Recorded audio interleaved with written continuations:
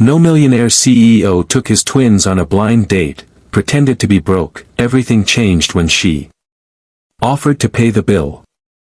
Lucas Morgan was the kind of man the world watched from a distance, polished, powerful, and always in control. As CEO of one of the largest tech firms in the country, his life was all boardrooms, luxury cars, and exclusive events. But beneath the headlines and designer suits was a father still trying to fill the silence left behind after losing his wife 3 years earlier.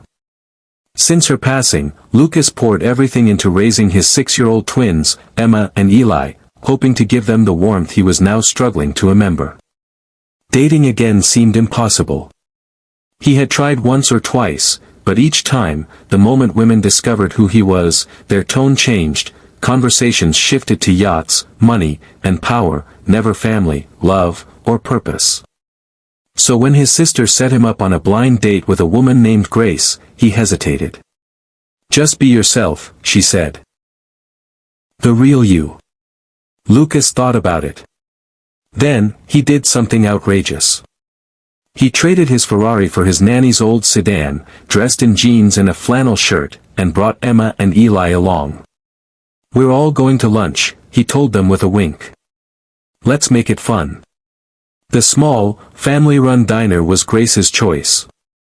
Cozy, cluttered, and smelling like warm cinnamon and hope.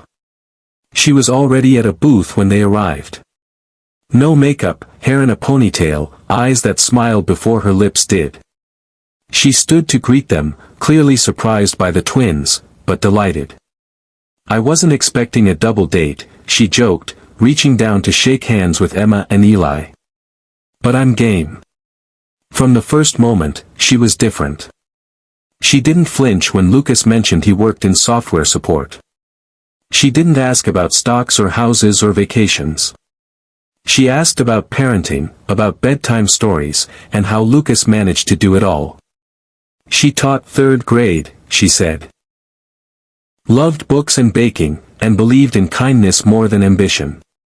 Throughout lunch, Grace laughed with the twins, helped them wipe ketchup off their shirts, and even folded napkins into funny shapes. She didn't mind the mess, the noise, or the simplicity of the meal. For the first time in years, Lucas felt seen.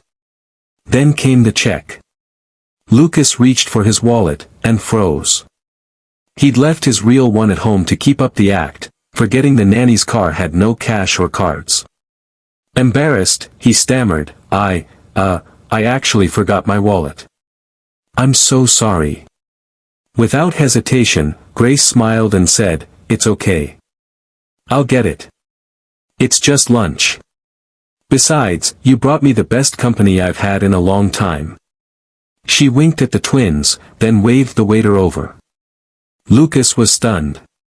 Most people would have rolled their eyes or asked for proof. Not her. She didn't even flinch. As they walked out, he paused by the car, heart pounding. "Grace," he said softly, "there's something I need to tell you."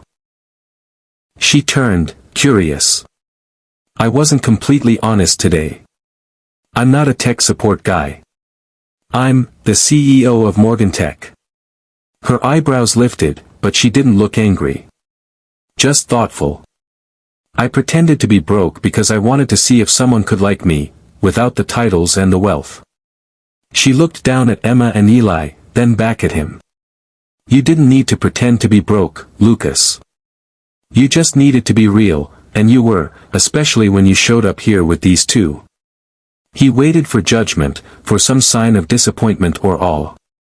Instead, Grace smiled and said, "You're a good father. That's all I care about." In that moment, something shifted. Lucas had spent years chasing success, thinking love would fit into his schedule someday. But here, outside a modest diner with 2 sticky children and a woman who paid for lunch without blinking, he found something he didn't know he was still looking for: peace. They spent the afternoon in the nearby park. No security, no chauffeurs, just laughter and stories. Grace read to the kids while Lucas watched, the sun casting golden rays through the trees.